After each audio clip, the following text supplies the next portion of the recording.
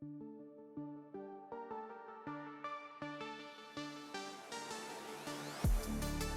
right, so Krispy Kreme clothing. Yes, sir.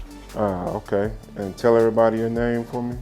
Quinn, name, Quinn Temple, if I'm throwing the last name. Okay. Krispy Kreme. Tell me how you came to that name, Krispy Kreme clothing.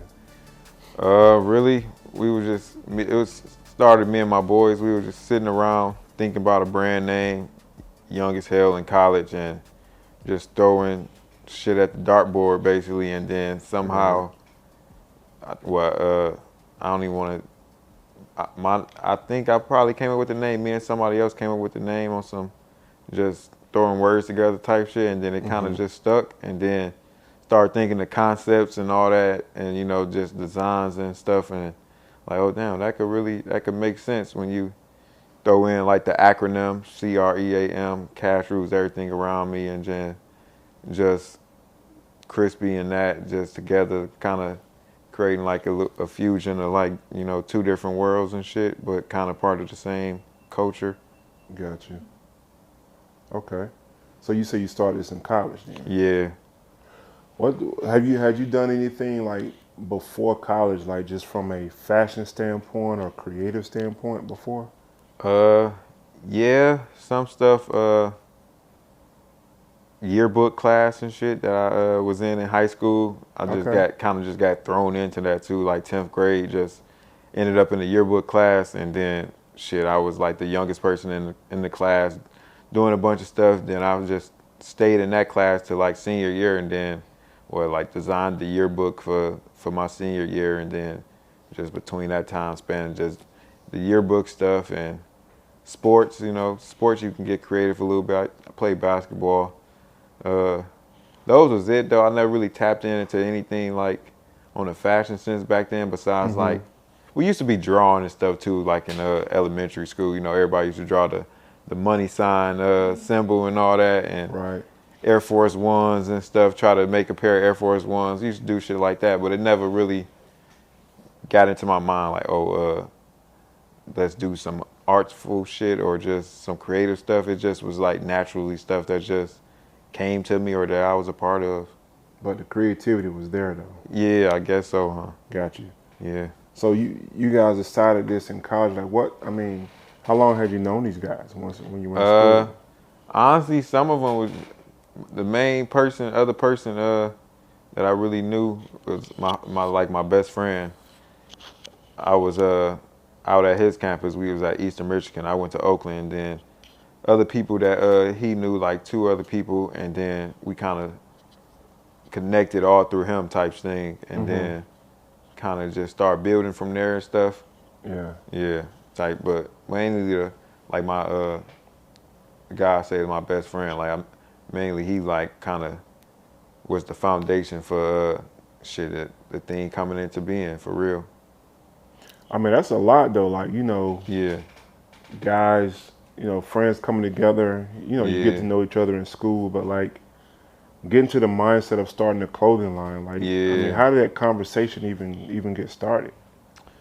Well, we always been into like fashion and just wearing like either not even the latest shit, but like just like some nice shit, and so that was me and my man's wave always. So we kind of just like it kind of just was like caught an eye to like the likelihood of like, oh damn, it's like it's black designers out here, or it's like start seeing like brands and shit, but it was like the beginning, because this is like 2011, 2012, so it's like back in our city, it ain't really a lot going on as far as like black clothing for real. Like you got sneaker stores and stuff like that, but you ain't really got like black brands. So it's just like a thought came about, like, oh damn, see what's going on over there type thing, and then like shit, we could do that too. I'm pretty sure our own way, however, and then it just started growing from there, and shit, we here now and just steady moving, and then learn so much about and know that there's other shit to learn as far as like the fashion industry is like a whole different type of industry for real. You got to figure out which what you want to be a part of within it. For sure, for sure. So it's 2022 now. So you got started in, what do you say, 2011? 2013. 2013. Yeah, that was like official, like legally. Okay. How many of y'all is it that's part of the line? It started off with like 4 guys, but honestly, now it's just me. You know, my other guy that's like my best friend. You know, I use him like anytime I need to for like like a reference or feedback type shit. But kind of like everybody else that started doing. One of my bros that started with it, he was more like on the athletic end. So he a trainer and he got his own athletic line now. So he doing his thing now. And the other guy, somebody else started their own line. But as far as like the Krispy Kreme, it's really me, and it just kind of like, that's how it was supposed to play out to be, because it was really me who was real like assertive in the beginning. So, but we was all a team then. We was able to help each other get to the current spots we at now, and everybody doing what they, wanted to be doing. Right. So, like a foundation type thing to say again. Push it on 10 years now, man. Shit, that's a lot of time, man. Hell yeah, I did, man, my whole college years and everything, hell yeah. But it's still so young, though, after 10 years, though, that's what's crazy, because especially when you start some shit and you down there like a teenager in your early 20s and you're going through college and shit, you really getting it figured out. So now it's at a point where everything is like moving how it should be moving and shit. Did like a rebrand in 2020, like right when the pandemic started, and just steady, just still been moving there, and everything. Got photography studio back at the crib and stuff that come in and play a big part in like getting shit get out here. We use our photography studio to market everything that we do type thing. Right.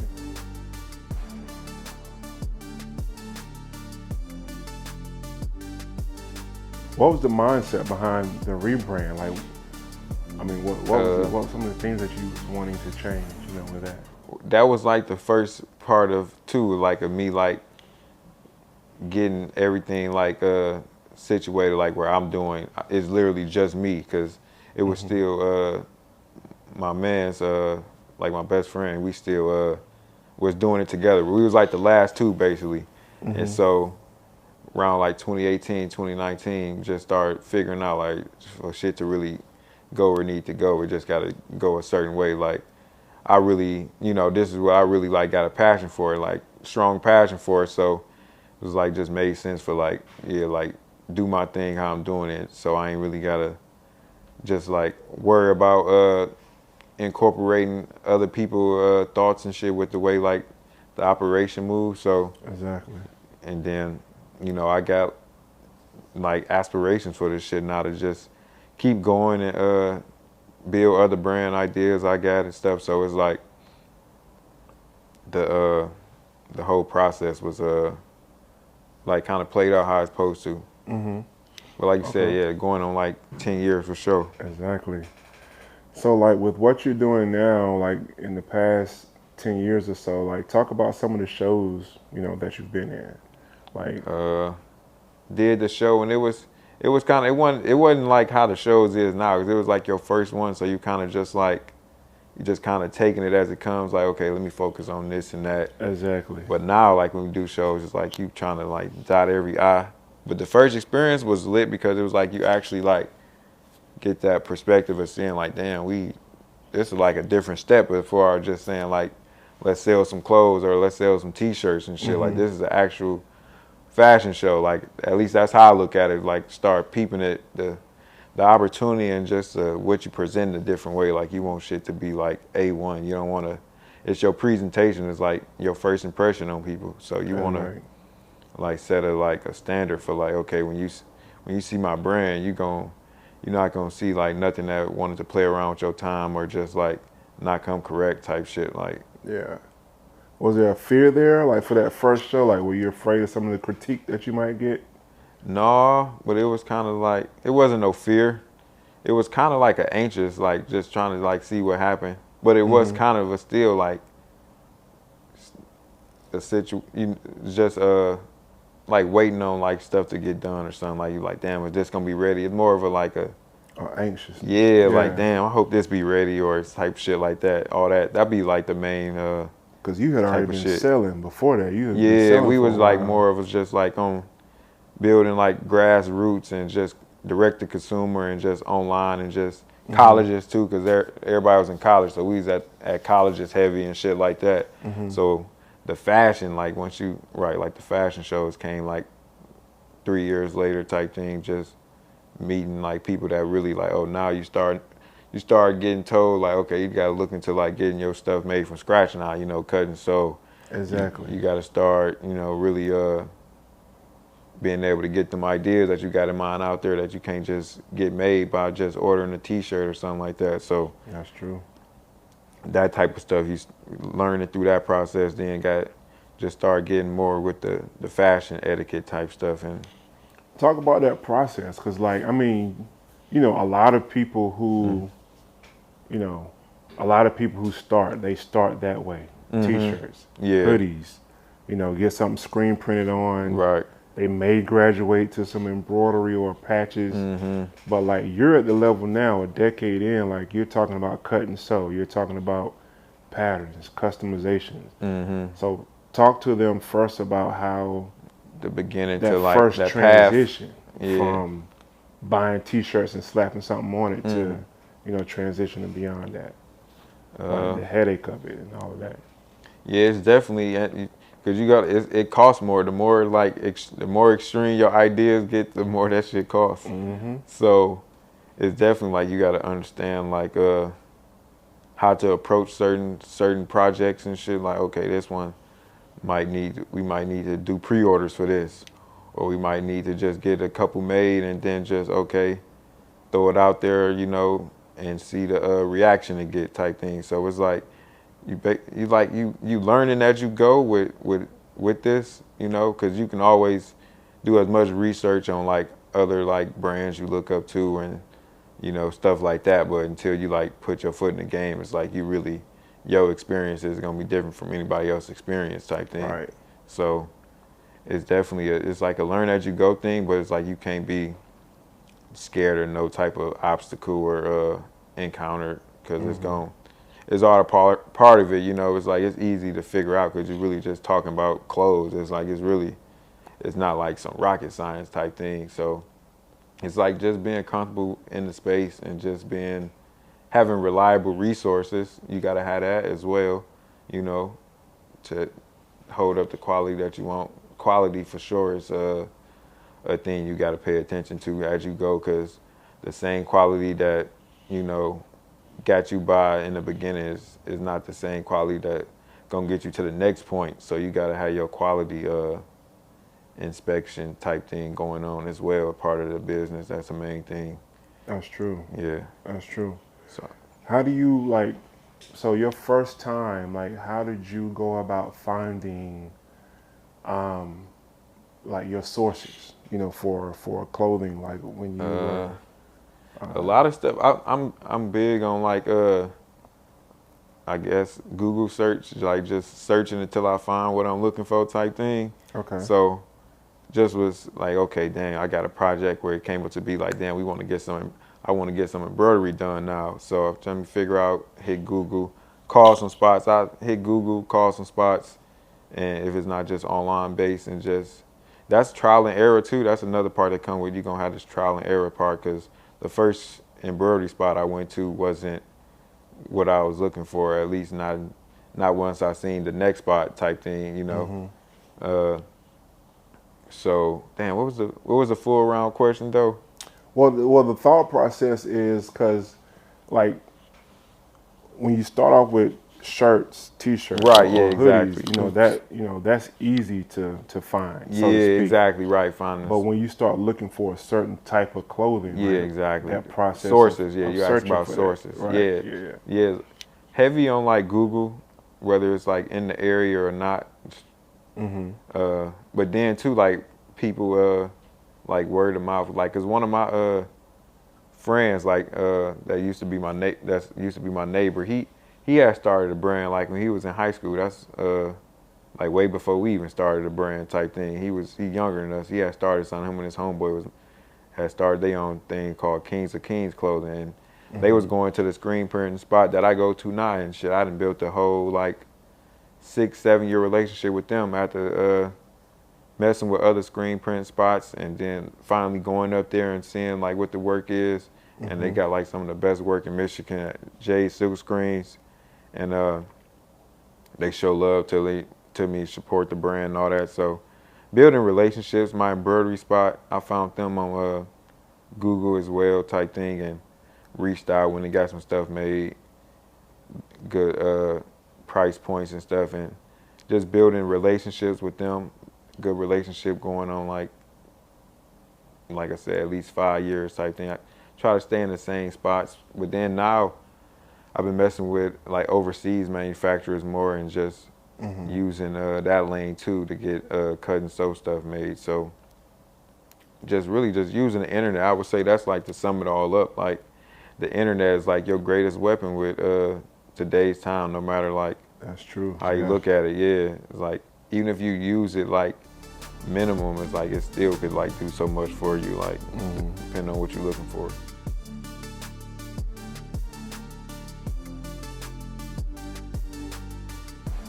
So then also like talk about the mindset of like once you have a line started, you kind of know where you're going, you got your footing a little bit. Let the people know about how do you network, like finding shows to be in, finding events to go to, and things like that. What was your process? Right, like back in Detroit, it's like you gotta find like what like crowd you want to be a part of type shit, you know, because you got like the just like the everyday, like probably like the everyday crowd of like going out people, like probably like the older crowd I would say, and then you got like the young hippie crowd, then you got like the street shit, the strip clubs and all that. So with that you gotta like find your lane. So started looking for like pop-ups and different like just events, like maybe parties. We used to throw parties back then too when I was in college. So like the party scene was kind of like the college party scene was like a thing. So pretty much, yeah, just I feel like finding the crowd back in Detroit is like the main thing. Start looking around, seeing what's going on, find fashion shows. And people start hitting you up too though, because like when we started, it wasn't like a lot of brands in the city, like new, like young people coming up with brands and stuff. It was like you got older brands or older guys that's into the creative space that's doing more stuff. But like when our age range, we was kind of like early on with it. So it was, people was like reaching out like heavy, like so telling us about certain shit, you know, and going through it that way. So relationships again, that's how it was the main thing. Or in colleges as well, like I just said, like okay, let's hit this college, let's stay homecoming or some shit like that, or our friends go to school out there. So just kind of like navigating in our lanes and stuff, like fraternities and stuff like that, people like that, even wanting to get a custom made or something like that, or do something at their event. Who's some of your influences, like just from a fashion standpoint? From a fashion standpoint, I would say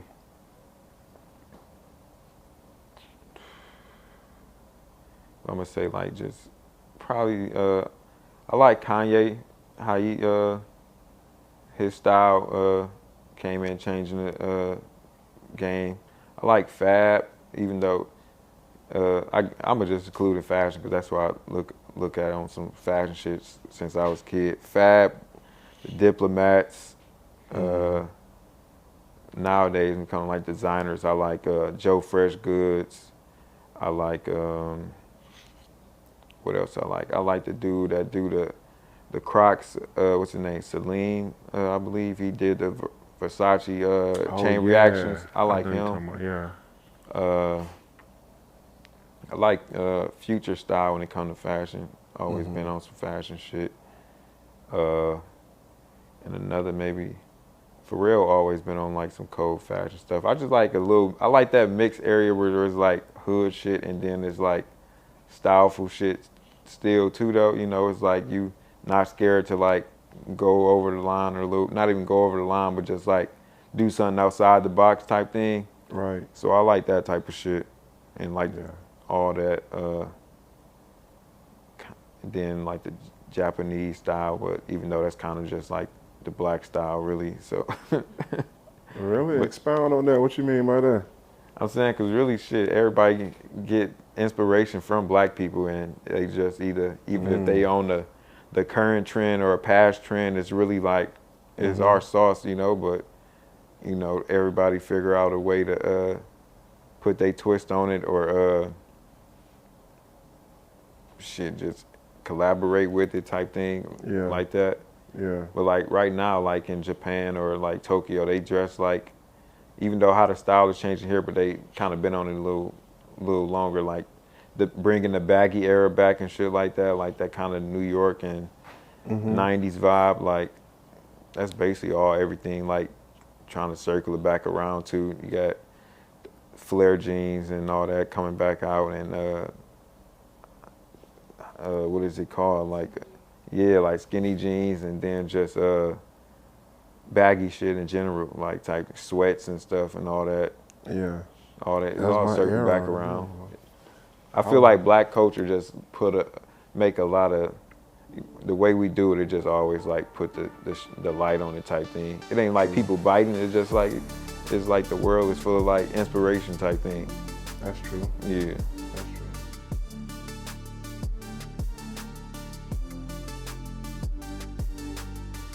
Now, one thing I noticed about you when I was looking at some of the stuff that you had, and you are one of very few designers, male designers, who does men's and women's clothes. So, like, at what point in your process, in your timeline, did you make that decision to do both? Having a lot of like women friends and honestly, a lot of beginning like supporters of the brand was women. So it was like, it never was a way to like, wouldn't even been smart to like neglect it. It always like was incorporated like in the vision, either for like designs or something like that. Always got to accommodate that side, because I feel like it just makes sense from a business perspective too. Is like why leave something out or a lane out where it's like, and especially if you already know that it's there, you know, type thing. So just always, and just they constantly like being around women so they give ideas, and it always been a part of it, and it never like was not a smart thing to do, because it's always either got to do photo shoots and got to have models and stuff like that. So you don't want to always just do the street girl type of look, you know. You kind of want to actually be able to like show different variations of like style. So you gotta like be thinking towards that side too. If you really, depending on which route you want to go to though, you know, you might not want to go to that route of like making like leggings and like crop tops and all that. You might just want to make some hats and some socks, but it all depends which way you're trying to do it. But I feel like you should definitely have both a part of like the brand at some point, you know, where you got the different distinction. You could tell the difference, you know. Yeah, I definitely agree with that. Also, like your logo, like who designed your logo?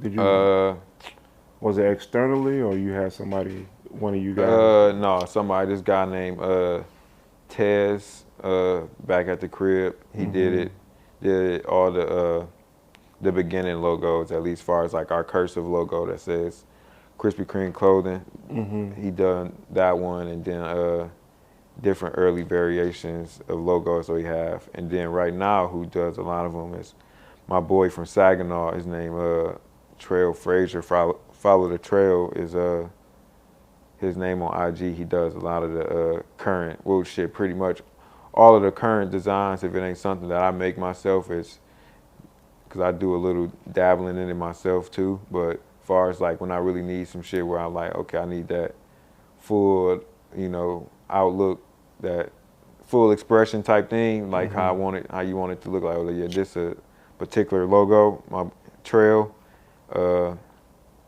different other people back at the crib too, but with graphic designers, when you build a relationship with one, it'd be good to like just stick with one because it was like Exactly. they be already got what they got going on. So if you just trying to like come in as like and get some stuff made, it'd be a different like time. You might be waiting or shit. Because people already got like relationships that they set in type thing, you know. So, but Trail do most of the designs type thing. So when you went through that process, for those people who still trying to learn, you know, trying to get lines started or get them going, when you went through that process, did you just give him complete creative autonomy, or did you kind of lead him in the direction Yeah, of how I like doing it. I have the idea, and then I either create a rough draft of it, or just simply write it, and then okay, build on that, and then he'll come with pretty much what I didn't rough draft into a final draft, or what I done written out until like the whole thing. Or you might have the inspirational type stuff where okay, this and that, all these different little images or stuff together in a written form of what you want out of this or why you even thinking about this type thing. Yeah. And then he come back pretty much with like what you looking for. It's like it ain't never a time where you gotta be like, oh damn, I ain't mean that, bro. So it's really like a good ass relationship. And then my screen printing spot, they do designs for me too. They got a real great graphic designer who like work quick as hell. So yeah, the process simply be that, and then it go from just thought to paper to software to, you know, press type of thing, and then go from there, whatever else we got to do. Okay. And do you have that conversation about colors too, or you just? Yeah, I would say yeah. We definitely be color specific, pretty much. Yeah. Everything, but then colors too, just for people starting off. Like, don't really try to worry about like the colors of your like logo or design, because if you go get it embroidered and screen printed, you could tell them whatever color, long as it's already a logo, they can put it in blue if it's black, or put it in pink if it's red, you know, because they got they got the means to do that, and it's just gonna be just a change of like buttons or wherever. So you don't really, when it comes to like the printing process, or you want to thinking about getting something getting made, you ain't got to get like 4 different logos made. Like, let me get a red one made, let me get a yellow one made, and then just be paying extra for somebody to do some work for you. Or really, if you're going to use that same logo, you can just, when you go to your spot, just say, okay, I want a red one, I want a blue one, I want a, you know, just like that. That's like a simple little cost-cutting little thing you could do. Yeah, that's what I tell clients a lot, like from a graphic design standpoint. Like, oh man, the people I've dealt with over the years who want logos done, like, you'd be surprised. Like, okay, I had a client in particular. I can't remember what kind of company he had. This was maybe 10, 15 years ago. And he wanted a logo. He wanted a cityscape. I'm like, okay, that's cool. And he came back, he said, yeah, I want like a sun over the city. I'm like, okay. Then he come back a third time, yeah, I want some water. I'm like, dude, this turned into a picture. This is not a logo at this point. Right, exactly. Because you think of any company, whether it's Bank of America, Dunkin' Donuts, whatever, like it's got a logo. Logo has to be simple. Yeah, exactly. And I tell people, you want a logo, think of it as white on a black shirt. It still has to look good in one color. If it doesn't, then it's not a good logo. Yeah, like you said, simple, straight to the point. They got some type of symbolism, then you got the words, or it's just a symbol, or it's just the words, but like the face gotta be just easy to see. Like Coca-Cola, you see that and it's recognizable. Yeah, like you say, easily recognized. Even without the words, you see that swirl, you know what it is. Yeah. Tell people, like, just to help folks out, like a big mistake that you might have made, something that you wish you could have, you know, done differently. Something you might want to warn people on. Shit, definitely mistakes come with the game. A mistake that you probably gonna make, but try not to make it as an extreme mistake or ongoing mistake is like when you getting, say you want to get something, say you got a great idea or something like that, you know, and you want to get some items made of it, but then instead of like just getting the samples made, you go and get the whole run made, and then the spot that did it at this run, they like just blow the bag type thing where it don't come out how you wanted it to look. So now you got to double back again and, you know, get some more shit and then find another spot to make it the right way when you really could have just, okay, let me get two styles made from y'all and see how y'all do type thing. And okay, if it's right, then I just move forward with the whole order. Right. Instead of, okay, now I gotta basically just do this same project twice when, yeah, so that definitely a way to like always do, like as far as like, that's part of like the quality check, but do like, when it's like, if it's any idea really, I would say would be smart that way to just get a tester made if you getting it outsourced and then just seeing what it looks like. But most cases, if it's a good quality place where you're going to get some work done, screen print place or embroidery, if it's like one color or two colors or something, it should be pretty straightforward. But once you really start like adding all these different colors and real detailed logos and stuff like that, you got to really pay attention to like how they come out, because the embroidery at this place is not the same embroidery at this place. Absolutely. The machines, it's all different and stuff. So you got to, and with patches and stuff like that, just all that. Like, yeah, just minimize like how expedient you is with like trying to get some shit done. Just really calculate like okay, do I need to like see, is this gonna come out the way I want it to come out? Because it's some real like, it's a real deal, like high detailed or just high like thoughtful like project you got going on. Like you putting your all really into this one. Like you want to make sure it's right before you. Damn, I might not be able to get 20 of them shirts just like that again that quick, because shit, they had to take 3 months to get made. Right. So. Right. Okay, so what's next for you? I mean, where do you see, you know, what's coming up for you in the next few years or whatever? Where are you trying to grow to from this point? Just building the brand currently, getting other brands out there that I got in mind, and establishing. I want a mobile store. I want that to get going on, like a mobile store, like a nice, like you can step onto the store and like shop where we pull up anywhere, festivals, downtown in the city, anywhere.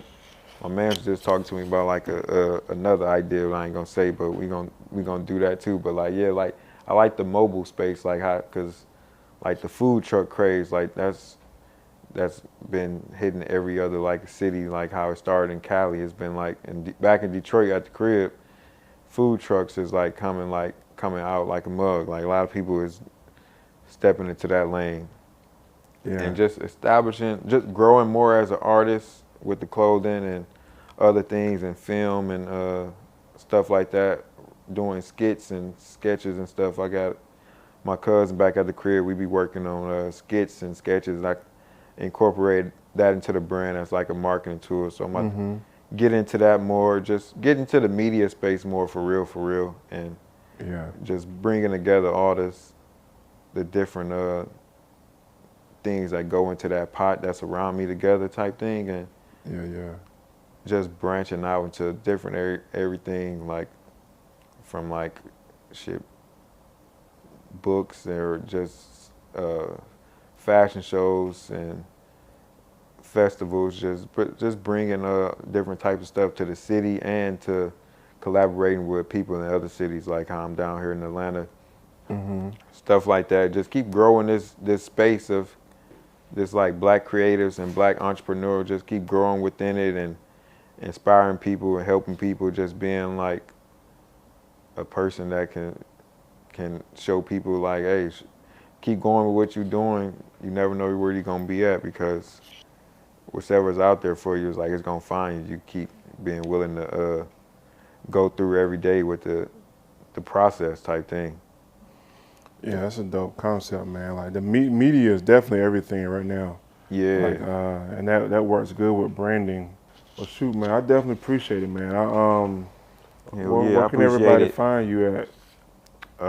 You can find the brand at crispycreamclothing.com. That's crispy with a CRISPYCREAM, like cash rules everything around me acronym. crispycreamclothing.com.